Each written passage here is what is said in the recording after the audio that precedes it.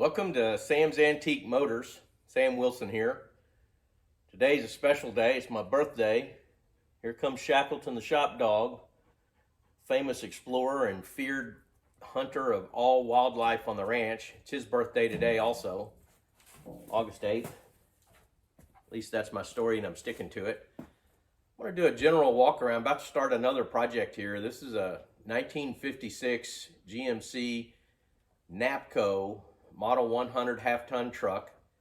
The first segment I showed getting the new 316 donor motor, so now I've got the horse back in front of the cart, and we now have the actual truck we're going to restore. So this truck comes from Phoenix via Florida back to God's country here in Texas, and we're going to do a frame-off restoration back to as close to OEM that we can get on it. And so today I was just going to do a little bit of a walk around before I start tearing this truck down, and I decided that it'd probably be worth explaining some of the things that tend to go bad with these trucks.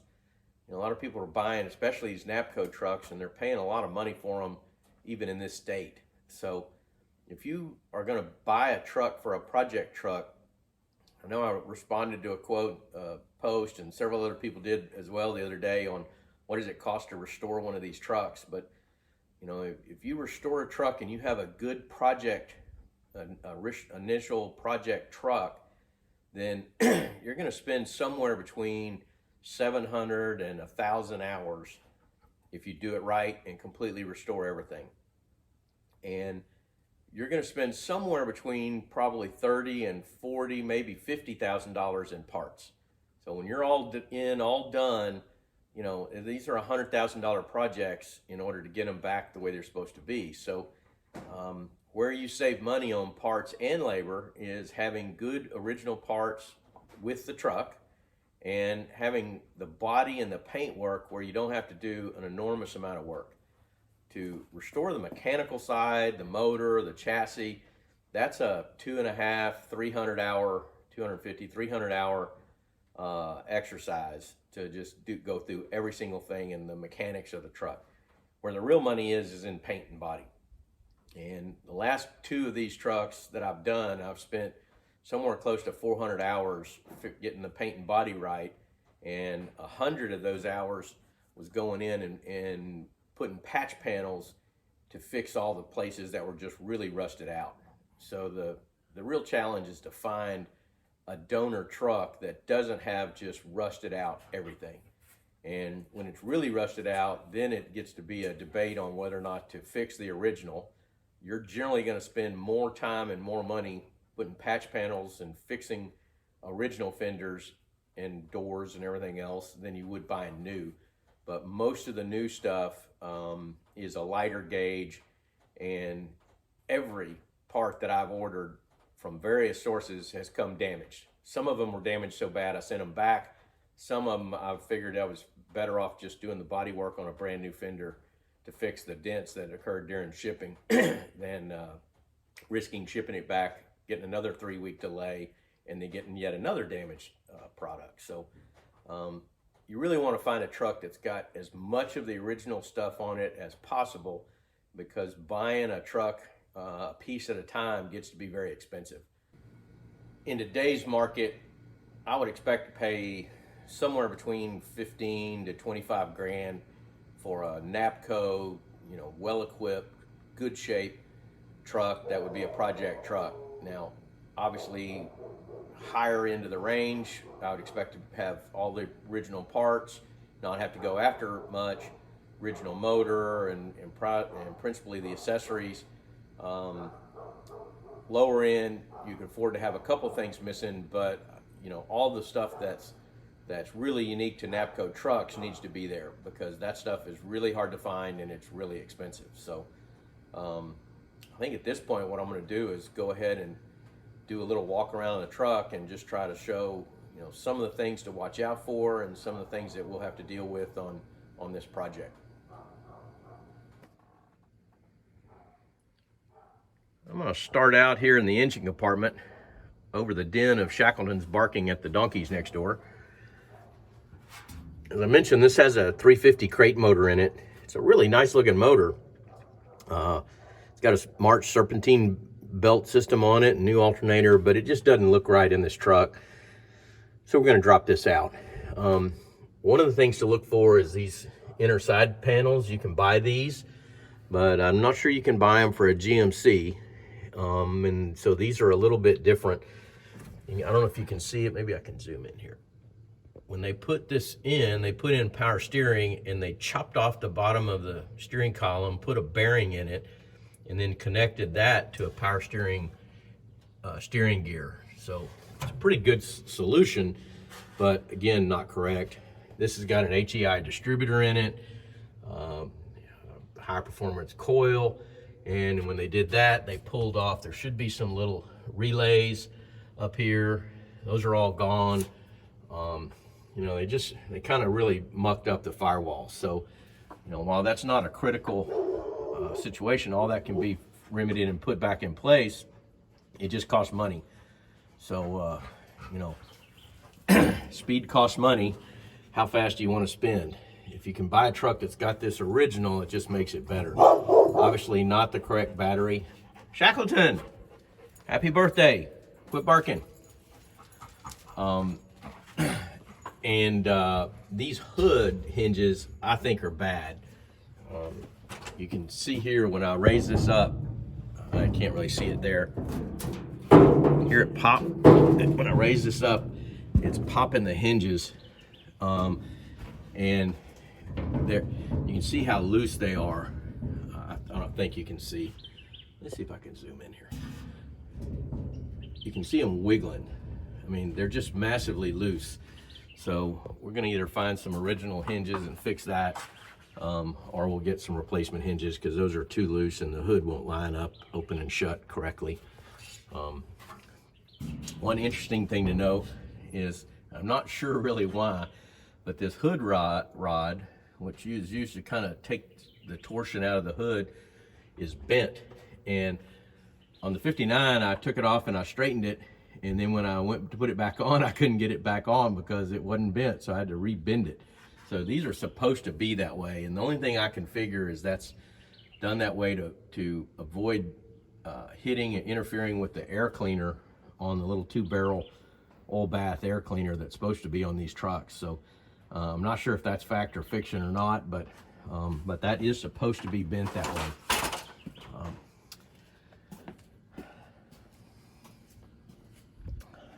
They've put electric fans in here. There's really no reason to run electric fans. If you got a good radiator that's cooling, got the right core in it, and a good water pump, shouldn't have an overheating problem, but we'll get all that squared away. We're gonna take that radiator out and got over here, I've got the original radiator, so we're gonna get it cleaned up and fixed. I don't think this is correct. Looks like this has been added aftermarket. That's a hole we'll have to patch and fill in. This is where the mirror is supposed to be, and it has a backing plate in there, so that's good. But they have added another mirrors here, so we'll have to get those holes filled up. The only real problem on this truck that I see is, you know, there's a dent here, which is easily correctable, but this door has been creased. And I think when we go in there and sandblast this, I can see little bumps here, here, here, here, and then down here on the bottom, you can see bumps here, here, here, here, here. I think we're gonna find that those are holes drilled where a body puller, old school body puller, was popped in there to pull this dent out. You can see them here too. Boom, boom, boom, boom. And I bet there's a bunch of body filler in there. And unfortunately, it's really hard. There's a fixed panel on the inside of this door that's the only hole is a hole about this big in this door. So it's almost impossible to get in there behind that. So it may be worth putting a new skin in this door, or we can reach down in there with a long handled dolly and bang that out properly and get it fixed. But interestingly enough, on this side, unlike the other side, I'll show you in a minute, this is pretty good. It's a little tight right here, but this gap is kind of pretty close to where it is. If the door is in a little bit right here, because it's got It's got a lip, so if you to bring this door out a little bit, probably have to shim this fender out a little bit. Fender's arguably a little tight anyway. This crack is really tight. In fact, I would imagine it's binding. Yeah, you can hear it binding. So that crack is too tight, and this crack is too big. So by the time we bring this door back a little bit and move the top out, you know, this is just about perfect up here. This is in too far here. So by the time we bring this door out where it goes, it'll fix this hole. It's in too tight right here. So bringing that out, I'll fix all that. And this down here is just about perfect. I mean, and we're gonna make it a little more perfect, but from the way it came from the factory, that's about as good as it got. So, again, you just want to kind of, you know, check all these body panels, because typically this cab corner has to be replaced, bottom of this door has to be replaced, the rocker has to be replaced, the lower fender was rusted out, and if you do all that, you should really think about getting better donor parts or even a different cab. If this rain drip rail up here is rusted out, which this one is not, it's all in good shape, if that's bad, you need to find another cab, because you're going to spend way more money fixing that cab in terms of just patch panel work than you will buying another better cab. And the cabs were all the same for the relative years. So this has a back window. The back window is good.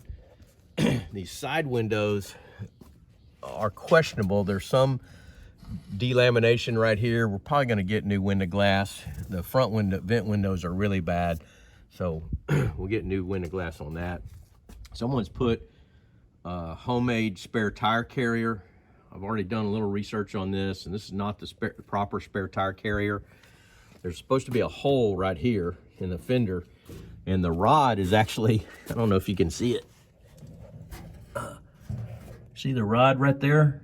So they left the rod and the bracket on there, but they cut the rod off and welded this thing on there. This is supposed to have a, in fact, this is actually the correct spare tire carrier. This rod is supposed to go back to this bolt hole. This rod is supposed to go up here, and this rod is supposed to go down to here. So someone's just really jacked all that up. So we're gonna cut that off and get a new original. We'll find an original spare tire carrier and get that fixed. I think this fender right here, he's got another fender. I'll show you a little more detail on that here in a minute. But so we're gonna, he's got another original fender that's in even better shape than this. So we're not gonna use this fender. We're gonna put another original fender on it. And the steps are also got a hole on both sides. I have a pair of original short steps that are in really good shape, so we'll use those steps and not mess with these. You can buy steps for about 70 bucks, but again, they're not as good as the originals. I'm not sure if these are the correct rims or not. These are 15-inch rims. What I don't know is on a GMC, if this is correct. This is a hubcap, you know, ridge to snap on the hubcaps, and I don't know if this is supposed to have these bumps or if it's supposed to have clips. So we'll have to research that. It does have this worn hub, and they function. So worn locking hub, which came with the Napco. It replaced some of the screws in it, but not too bad.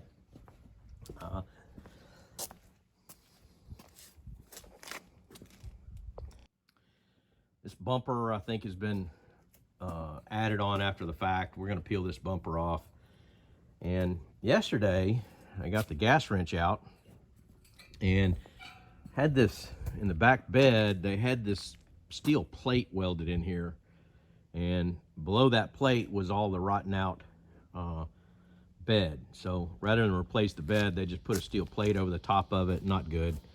So I had to come in yesterday. I realized I couldn't get this bed off without taking that plate off, so I had to come in and die cut all these welds all the way around this bed, get that plate out of there, and then I just burned all these bolts off. This is the pile of stuff that came out of that bed. And these bolts, you can see where I just burned them off. Most of them, you can see where I just burned it off here. I mean, most of these broke off. So the ones that I could get up in there and twist out of there, that's a burnt one. But when I started trying to take them off, most of them just broke off. But you really can't easily get to most of these, and it takes a special 8-point socket because all the nuts holding the bed strips are square nuts. So I have that socket, so I got up there. I got some of them out, not the ones I could, but I couldn't get all of them. So I went in and burnt the rest of them off.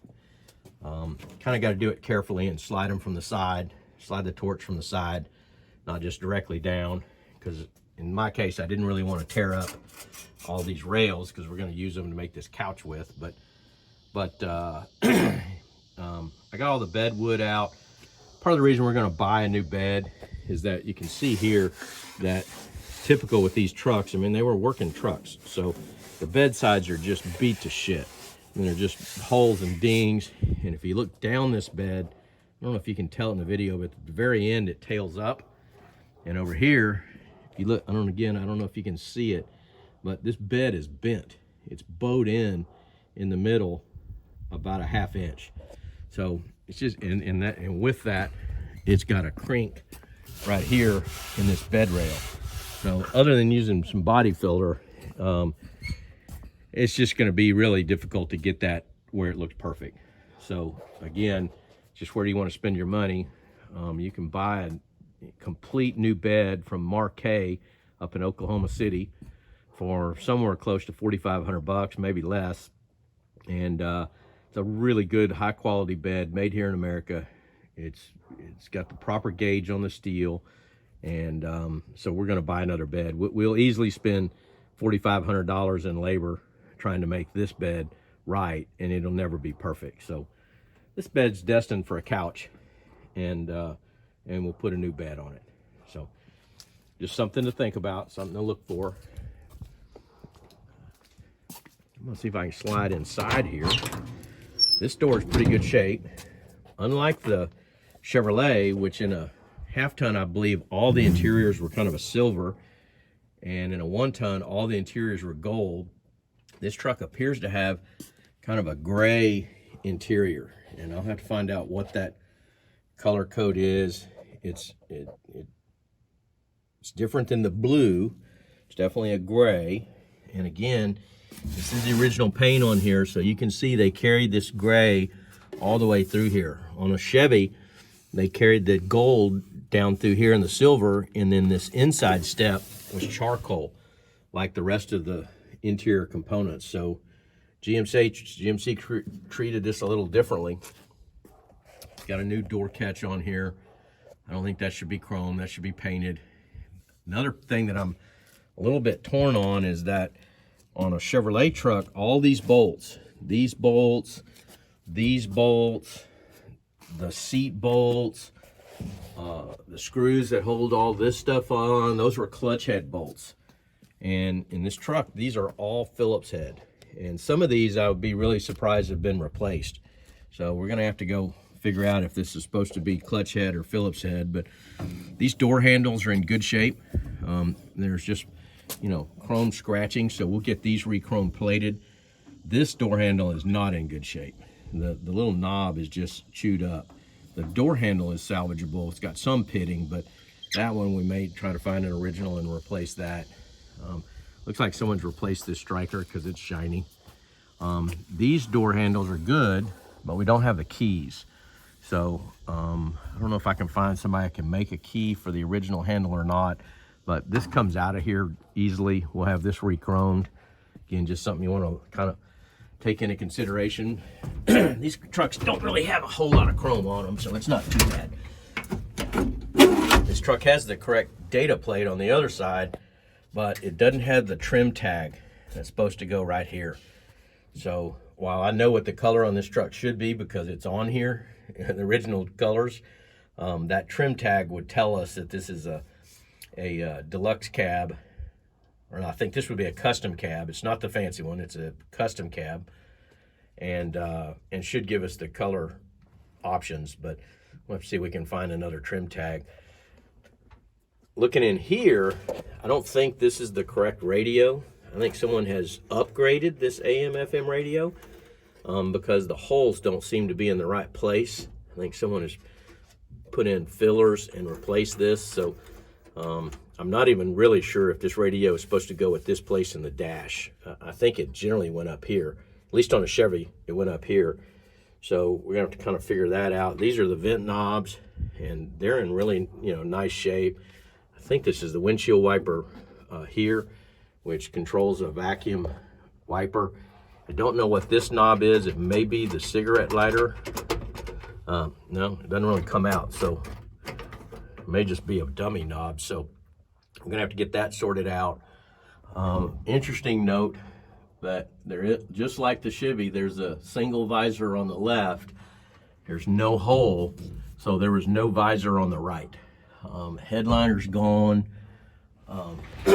Steering wheel's in pretty rough shape. He's already pulled the dash out to have it restored. So someone's working on the dash as we speak. You can see up in there that someone has also changed out all the wiring and put in a modern fuse block. These trucks didn't actually have a fuse block. The only fuse I know of that was in the truck was in the little light switch. So we're gonna rip all this wiring back out. Wiring is just something that I just don't trust other people's wiring. And you can see they've cobbled together a whole bunch of splices and pieces, and even though it's new, there's no telling what they've got done in here. And it takes longer to basically unfuck someone else's wiring than it does to just get a new wiring harness and put it in properly. This is that shifter. That should not be wiggling side to side. That goes front to back. So we'll have to get that sorted out. Someone's put this little tray up here, which that's really where the mirror goes. Rear view mirror, and this is clearly a aftermarket fabrication that someone has done. So we're gonna get that peeled back out. I think we're gonna leave the gun mounts.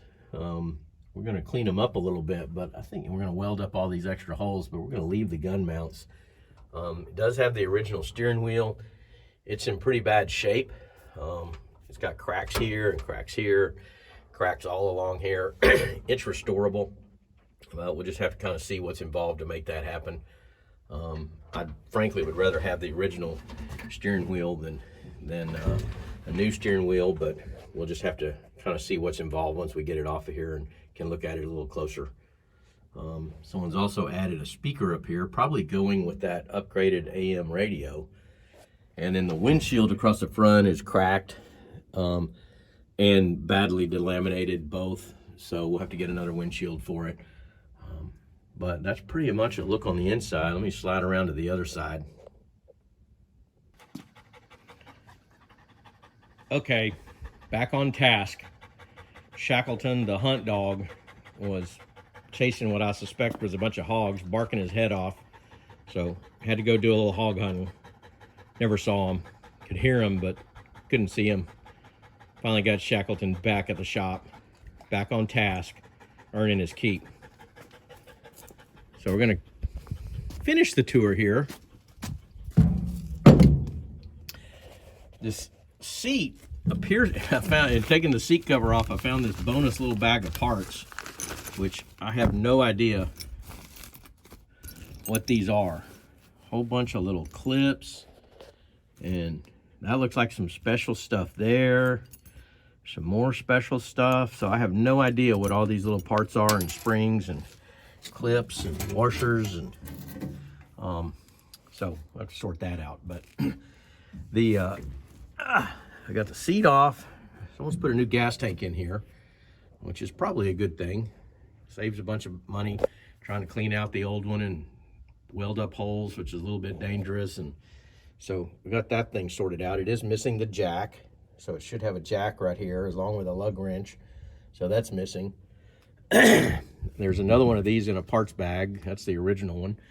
The seat springs, you know, this is, I think, the original burlap covered seat.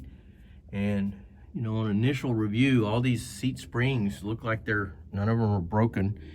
So we'll peel this off and put it back to like it's supposed to be. It's a little odd to me that it had red seats with a blue outside, but maybe the case. So unfortunately, they're a little bit hard to deal with and very slow, but we'll go back to SMS fabric, see if we can get them to match up the fabric on these seats. And the trim tag, actually this is the VIN tag, is right here. And actually, I'm not even sure if this is the VIN tag. This is actually, I don't know what you call this. Maybe it's a production tag, but I've gone in and checked all these numbers, and 180 horsepower does indicate that this was a true 316 Pontiac truck, and the 8P also tells you that that was a V8 Pontiac. X is for 56. 6041 is the serial production number, which started at 1001. So this is a 5040th car off the block. So we're not going to take this tag off. We'll work around this tag. Got little rivets on it that are kind of special rivets, and I never like to take that tag off if I don't have to. Again, it's this gray interior with the kind of off-white color. I don't know what this is, and I don't know, this appears to be something someone has put in there, but we'll have to find out what that is. It's got shiny new Phillips screws, so someone's replaced that.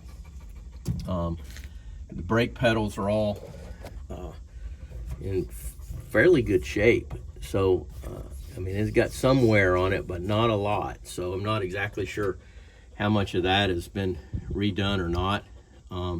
Accelerator pedal is probably close, but the bracket has been pulled out. But I've got a bracket off the donor truck where the motor came from.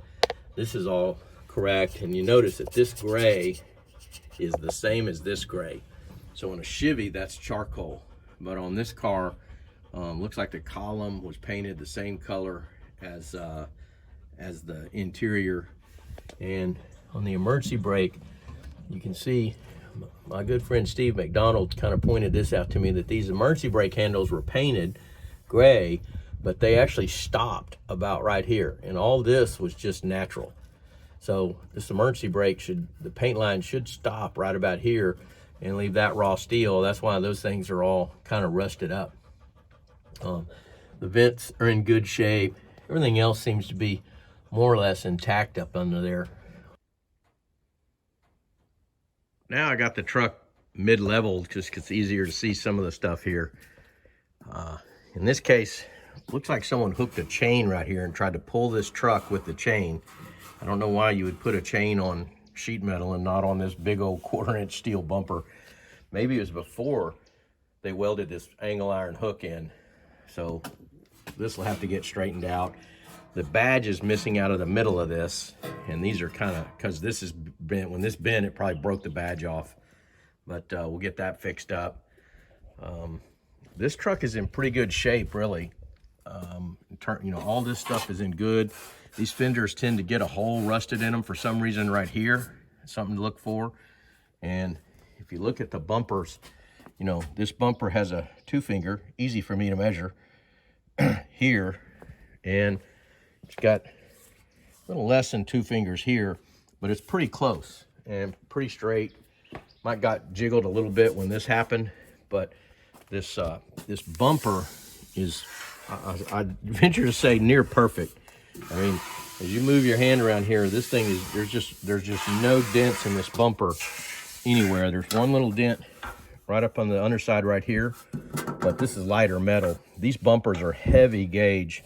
So if that bumper is in bad shape, it's really hard to make that right. On the other 59 I did, I had to put it in a 20-ton press to press out some of the dings. And, you know, I just never got it where it was really perfect. I got it close, but not perfect. So got the horn mounted here. Not sure if that's where it goes, but we'll have to check. All of this is in really good shape. I mean, there's not even surface rust on this stuff up here. The radiator's been replaced. It is a Harrison radiator, but this is a replacement radiator. This stuff right in here, I believe this is chrome. It might be aluminum, but I'm pretty sure that's chrome. I know this ring here is stainless, but those are all little pieces to look at. This truck was an original GMC with a Pontiac 316 V8. Someone's added this Napco badge here, and I don't really like where they put that badge. It's too close to the point of the V8, and this is new. These are original, and this one is it's absolutely perfect. I took it off because the screws were hand tight, and I was afraid it was going to fall off. But again, on these fenders, you know, this is where they tend to kind of rust out. Nearly all of them are rusted out down here, and same thing on the inside. This one here, you can see where they've, you know, tried to put some patina on this truck and burnished all the paint off.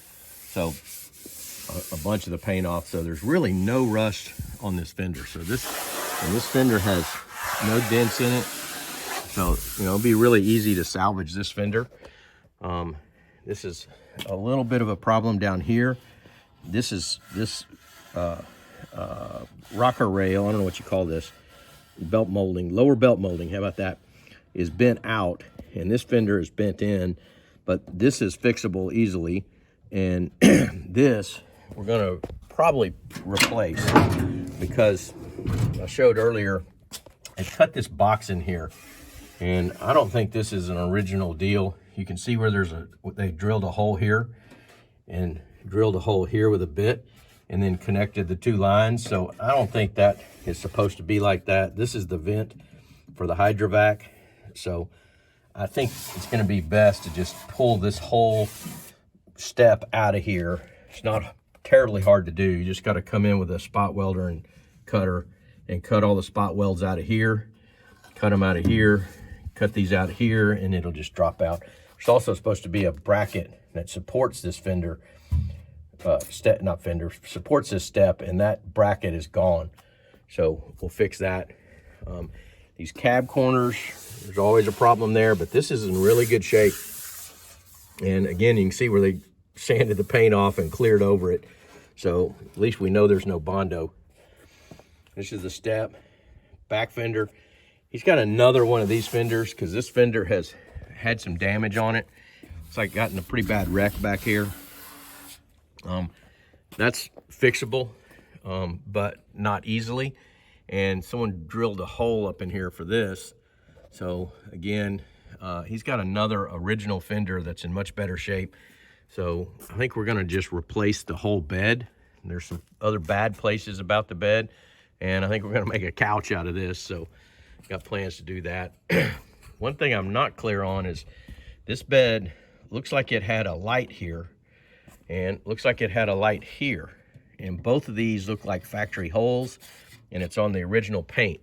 So I'm not sure on a GMC, I have to do a little research if this is the correct tail light or if this tail light is supposed to be over here. Maybe that was just a reflector. We'll just have to check that out. This bumper is in really bad shape. It's been dented in here. There's no real way to fix this without just cutting this checker plate off. I mean, obviously you can't bang it out and put any filler in there to make it flat.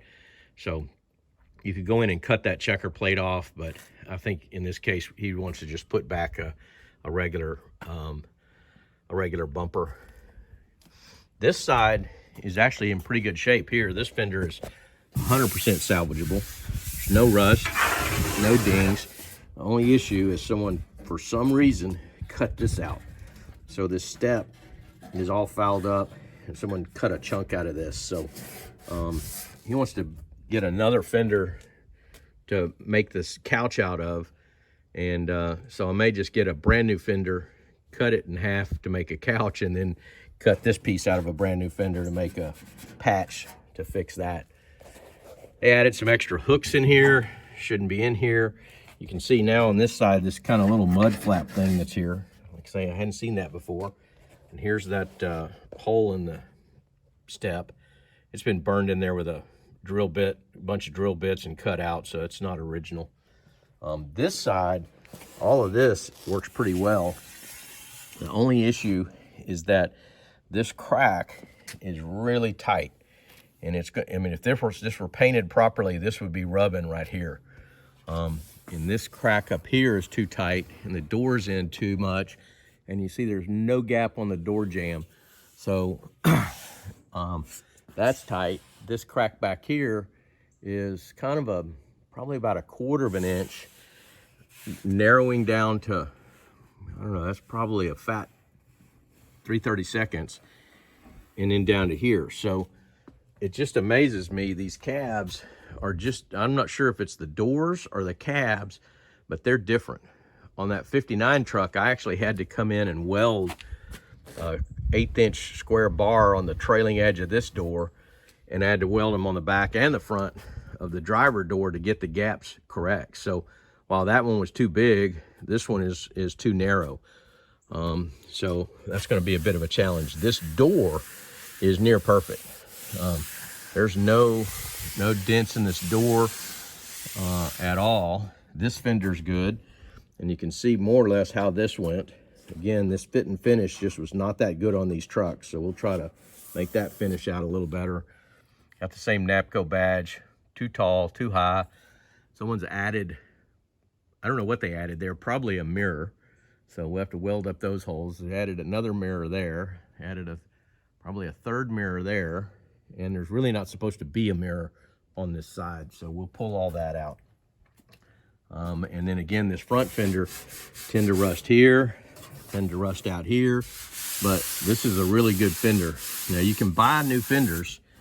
I think they're somewhere around $350, $400, but they're just not the heavy sheet metal that these fenders are. So if you can use the original sheet metal, I think that's a lot better.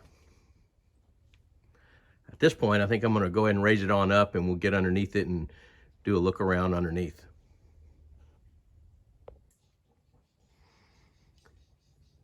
Coming down underneath this vehicle, there's a number of things to look for.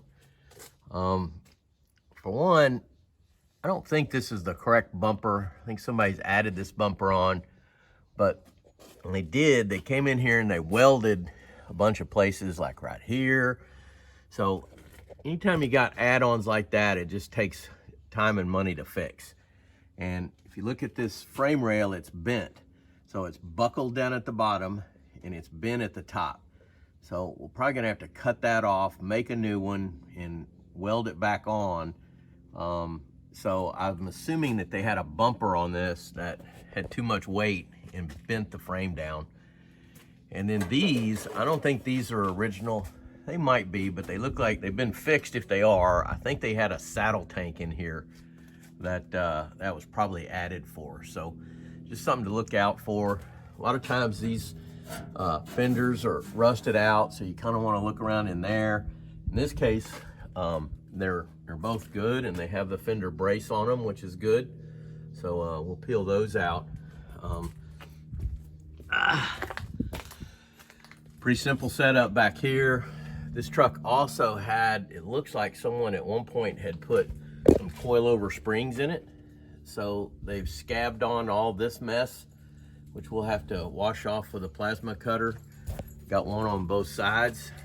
I took the bed out, I said yesterday, so got a little extra stick in there. This truck also has about a 4-inch lift on the back, and we checked the ride height, and it's about 1 inch higher on the frame in the back than it is in the front. So I'm not exactly sure why there's a 4-inch lift. There's no lift in the front. 4-inch lift in the back that's got the truck level, running level. Maybe the springs are de-arched. We'll check those when we get them off. The steps, both of them have a hole in the step, which I'm assuming someone put in here to be able to get in here and grease this zert. But the zert's supposed to be an angled zert, just like it is here, so there's no need for that. There's a bracket here. It's been cut off. I'm not sure exactly what that bracket did, because the bracket that kind of does the emergency brake is up here. So we'll have to figure out what that is and get that corrected. These are all just things to look at. Interestingly enough, on this truck, this inner fender skirt comes down and then forms this little lip right here with this tray. And I've not seen that before. Maybe it's just all been rusted off of the other ones, but, and then this cab corner, of course, has got a little damage here. It's really minimal. And this side over here is also just really minimal. We may find when we blast this and get it down to white metal, that there's more rust in there. But you know, one of the things to really look at on these trucks is the underside of these cab, and this one's really in good shape. I mean, this is all just surface rust, so this is going to clean off of here nicely, no problem.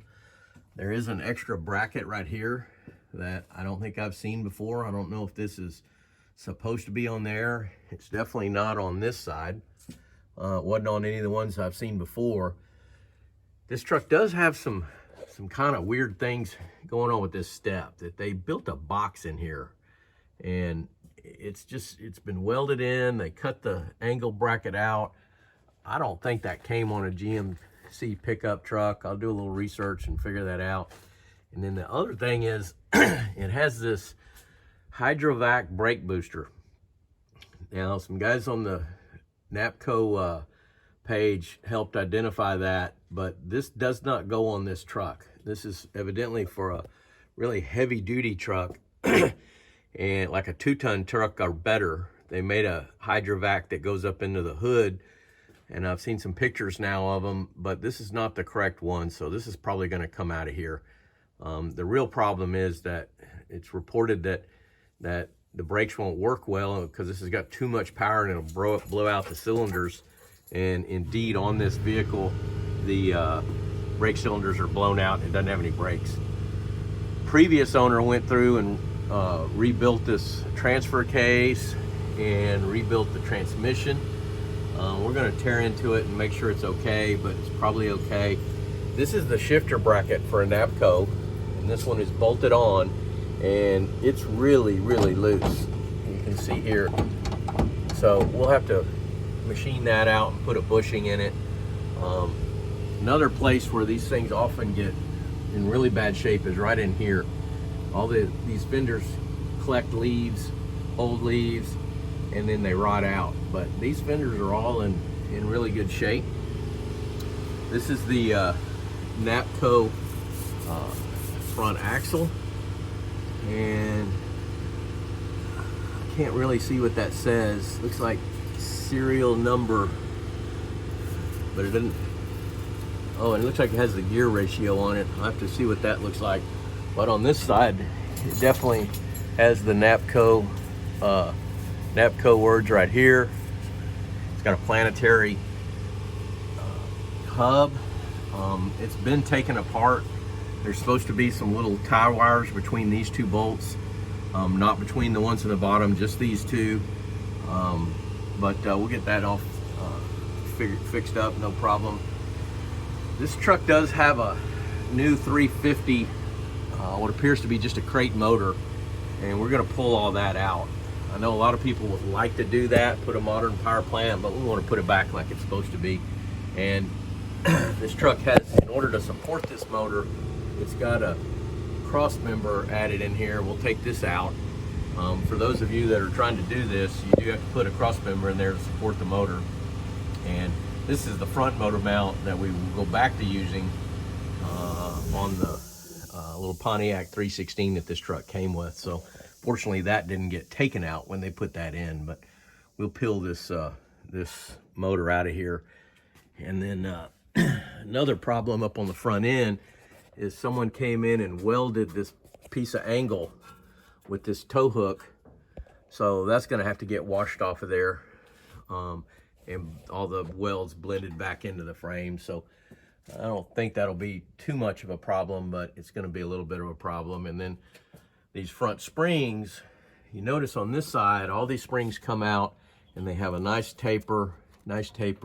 This one's square, where the spring clamp is, and a nice taper. On this one, they've been cut off. So that one's supposed to be square, that one's okay, but these two leaves have been cut off. So I suspect that these leaves have de-arched, and someone put this pad in here, maybe trying to lift the front end back up a little bit. And so we're probably gonna have new springs made, but everything else looks to be, pretty decent on the underside. I think those are just some of the things you want to look at on a truck like this to make sure that it's good to go. Download the Resto-Rat app today to begin managing, tracking, and documenting your restoration project.